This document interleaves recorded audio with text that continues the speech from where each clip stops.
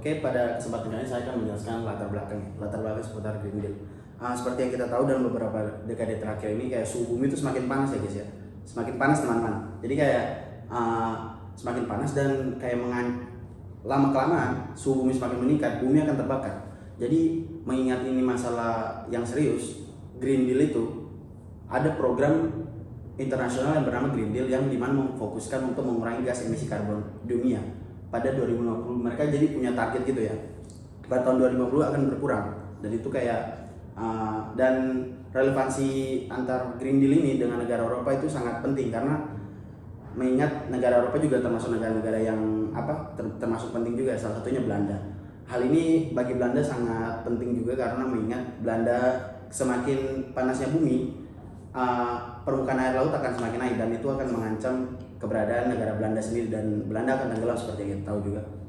Jadi kayak di sini Belanda juga memprioritaskan mitigasi perubahan iklim melalui pengembangan energi terbarukan seperti tenaga angin, panel surya dan hidrogen. Selain itu, netralisasi hidrogen menjadi kerangka penting dengan menjaga keseimbangan emisi melalui karbon, energi dan adopsi teknologi ramah lingkungan untuk menghadapi dampak perubahan iklim secara global.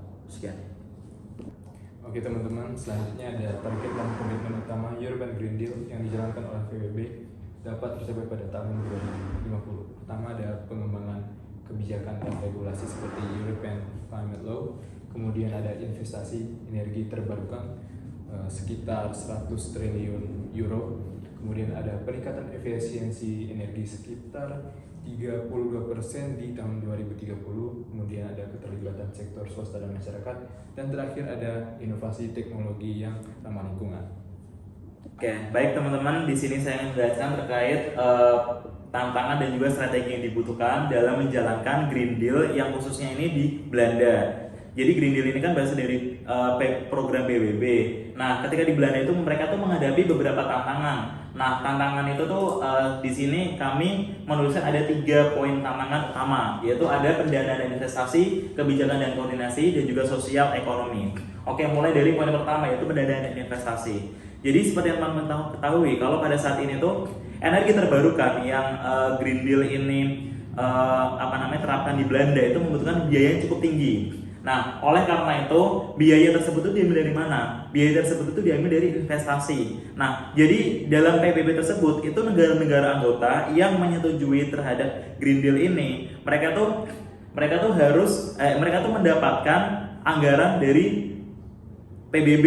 Nah, ketika yaitu salah satunya Belanda yang Belanda itu tuh mendapatkan pendanaan cukup tinggi. Lalu ada juga kebijakan dan koordinasi. Nah, kebijakan dan koordinasi ini tuh jadi kan Belanda itu tergabung dalam Uni Eropa, di mana Uni Eropa tersebut itu tuh mereka tuh memiliki peraturan yang cukup kompleks. Nah, ini yang membuat Belanda ini jadi harus berpikir 2 kali untuk mengikuti Green Deal ini, karena mereka tuh ada beberapa peraturan terikat yang tidak boleh tergabung ke dalam salah satu program yang dijalankan dalam forum internasional. Nah, lalu poin yang ketiga yaitu sosial dan ekonomi.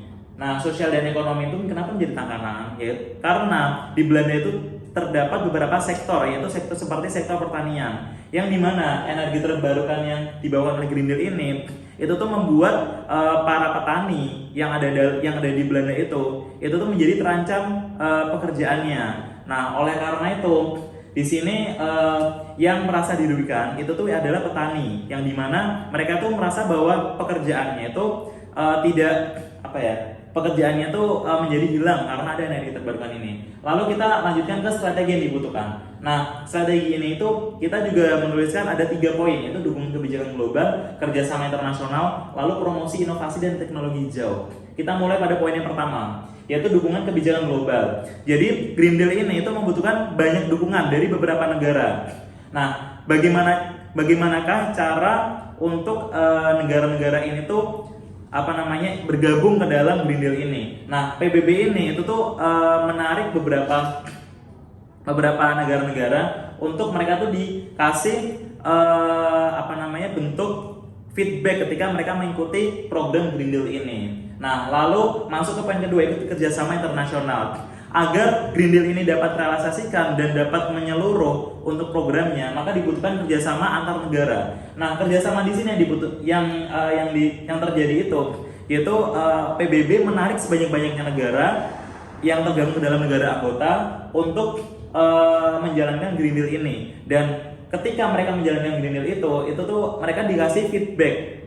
Nah, oleh karena itu negara-negara yang tergabung dalam Green Deal ini di samping mereka negaranya itu mendapatkan energi terbarukan, mereka juga mendapatkan beberapa anggaran juga. Lalu promosi inovasi dan teknologi hijau. Nah, bagaimana nih cara agar masyarakat itu tahu akan adanya Green Deal yang dibawakan oleh PBB ini? Nah, dengan cara membuat konferensi-konferensi ataupun forum-forum internasional yang itu tuh menarik para perhatian mahasiswa internasional dan juga yang non juga. Jadi ketika mereka ataupun mungkin aktivis dari lingkungan itu melihat adanya potensi yang dibawakan dari Green Deal ini, maka mereka itu menjadi tertarik. Nah, disinilah cara PBB itu menarik banyak banyak partisipan ataupun banyak aktivis lingkungan yang mereka tuh melihat bahwa program yang dibawakan oleh PBB ini tuh merupakan program yang visioner. Nah, jadi begitu.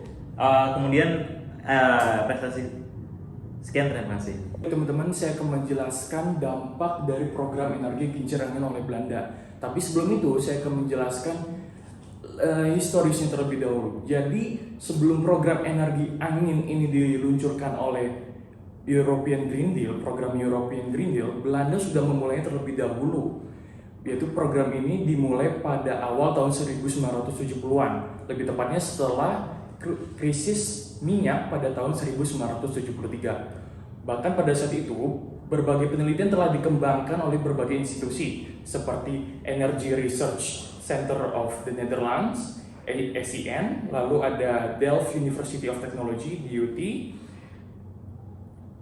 dengan tujuan menjadikan Belanda sebagai pemimpin dalam program energi angin. Nah, itu historis singkatnya. Lalu untuk dampaknya, pertama ada mengurangi emisi gas rumah kaca, meningkatkan kualitas udara, terus juga mengurangi dampak perubahan iklim. Nah, biaya operasional pun juga sama rendah. Biaya operasional rendah, ramah lingkungan, dan ini yang paling penting, menciptakan lapangan pekerjaan. Baik, sekian, terima kasih. Implementasi Green Deal memerlukan kerjasama internasional, inovasi teknologi, serta komitmen yang kuat pada tahun 2050 untuk mencapai neutralitas karbon. Program kincir angin Belanda ini menunjukkan potensi yang besar dalam mengurangi emisi gas rumah kaca, dapat menciptakan lapangan pekerjaan meskipun ada kendala yang harus diatasi.